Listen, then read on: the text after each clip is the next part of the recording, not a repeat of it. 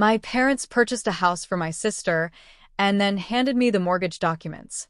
They decided I should be the one to pay for it. I refused, leading them to sue me for $480,000 until the judge examined the evidence. Now they regret crossing me. Hey Reddit, I'm Alina, 29, and I once thought family meant safety, support, and fairness. I held that belief close, even when I started noticing the cracks in my family's loyalty. I attributed it to stress, favoritism, or just bad timing. But now I realize that some betrayals come not from strangers, but from those who watched you grow up, celebrated your birthdays, and hugged you at graduation. Occasionally, they'll stab you in the back with a smile still on their face. As the older sibling, I was the one who kept things stable. My sister Emily, 26, has always been the youngest, reckless and impulsive, yet charming enough to escape consequences. When she dropped out of college, my parents paid her loans. When she racked up credit card debt, they bailed her out without a second thought. After she quit her fourth job in 2 years, they simply told her to rest and focus on her mental health. Meanwhile, I was juggling 2 jobs, repaying my student loans, and saving for a down payment on a small condo. Over the years, I tried not to feel resentment. I kept telling myself that everyone has their own path. But what occurred last winter shattered my remaining illusions. It started with a casual dinner.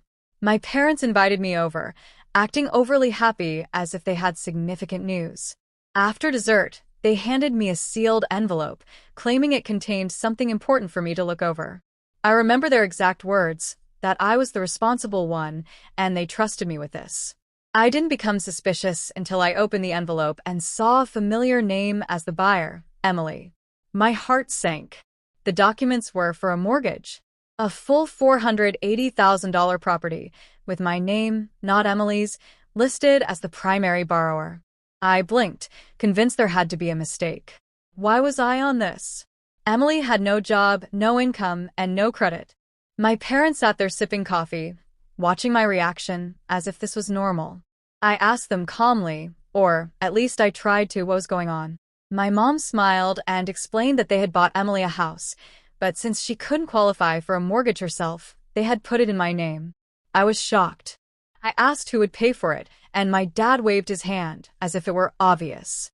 They said since I had a good job and no kids, it made sense for me to manage it. Emily and her fiancé would move in, and I would just make the payments until they got on their feet. I laughed, genuinely thinking it was a sick joke, but they weren't joking.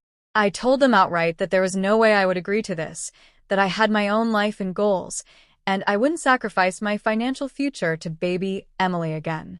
That's when my mom's expression shifted. The sweetness faded, and her voice turned icy. She said, "You owe us for everything we've done for you." My dad chimed in that they had already signed some of the paperwork using my pre-filled application forms, which I later realized they had taken from my files during a recent visit to my apartment. The betrayal hit me hard. I stormed out, trembling. I immediately contacted a lawyer. What followed was months of torment. They initially tried to pressure me privately, calls, guilt trips, even messages from extended family. When I wouldn't yield, they escalated. My parents, my own flesh and blood, sued me. They claimed I had verbally agreed to take on the mortgage and that I had backed out, leaving them in financial distress. They demanded $480,000 in damages. I was stunned. I had emails, texts, and voice recordings that proved otherwise. But the emotional toll was harder to measure. I didn't want to drag my family into court. I hoped they would come to their senses, but they didn't. Instead, they doubled down. Emily even had the audacity to message me, saying I was ruining her life and that I had always been jealous. She was the favorite.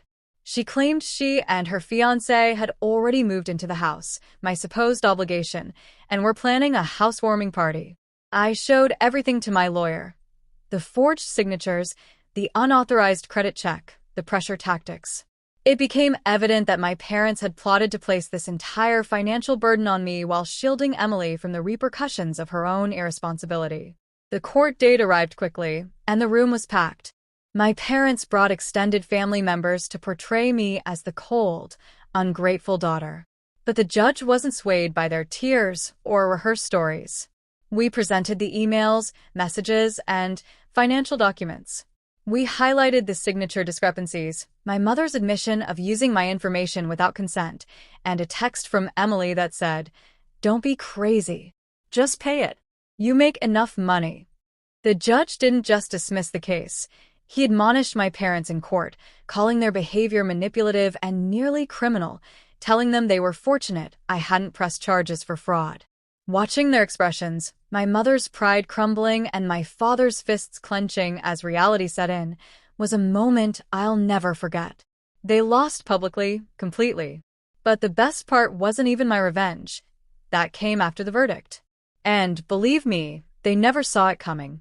After the verdict, everything changed, but not in the way my parents anticipated. They thought the court loss would be the worst part. They had no idea I had just begun. First, I filed for a restraining order against both of them.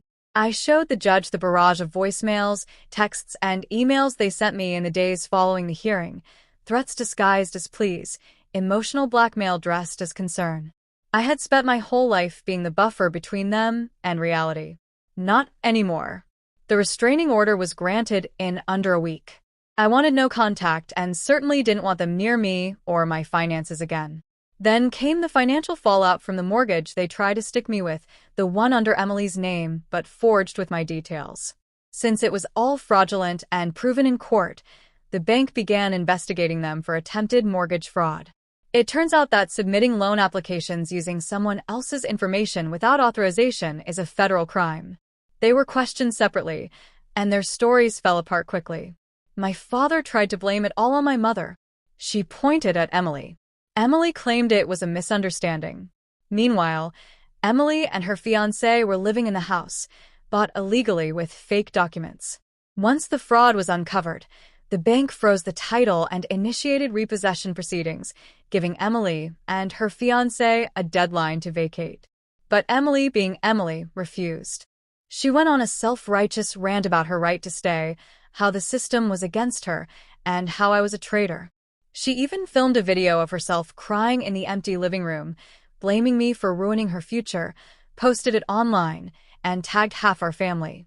What she didn't realize was that the footage included the paperwork from the bank taped to the door, clear evidence that the house was never legally hers. She was evicted 2 weeks later.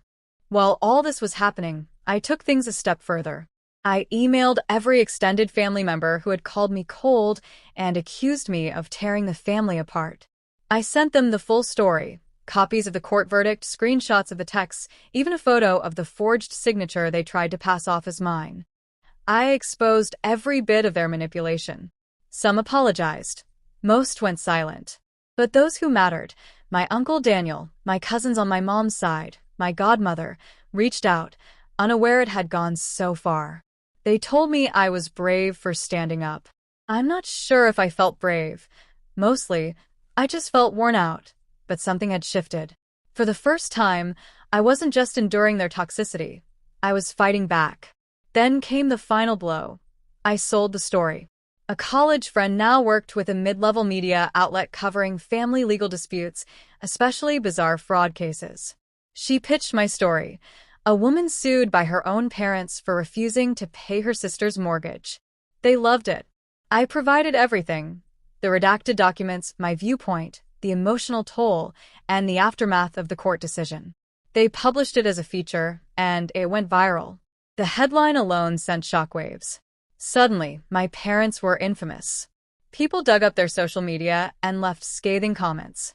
Emily deactivated all her accounts. Her fiancé dumped her shortly after the story broke. Apparently, fraud wasn't appealing anymore. My parents tried to spin it as if I had betrayed the family's privacy. My response? You tried to rob me of $500,000 and my dignity. You don't get to talk about betrayal. I moved to a new apartment, changed jobs, and built a life with people who knew the real me, not the daughter they thought they could use and discard. Gradually, I felt like I could breathe again without their manipulation, guilt, or twisted version of love weighing me down. Last I heard, my parents sold their house and relocated to a smaller town. Emily is back home with them, trying to piece her life together. But that's no longer my concern. They taught me something not about love, but about limits. That love without respect is manipulation. That blood doesn't guarantee loyalty. And that sometimes cutting people off isn't cruel, it's survival. They thought I would crumble under pressure, that I'd fold like before, play the good daughter, and carry the debt, guilt, and shame. But this time I didn't bend. I burned the bridge, smiling as it turned to ash. They walked into that courtroom thinking they had me cornered. But by the time the judge finished, they weren't just humiliated. They were terrified because, for the first time, they recognized I was done being the obedient daughter. And now I was their reckoning.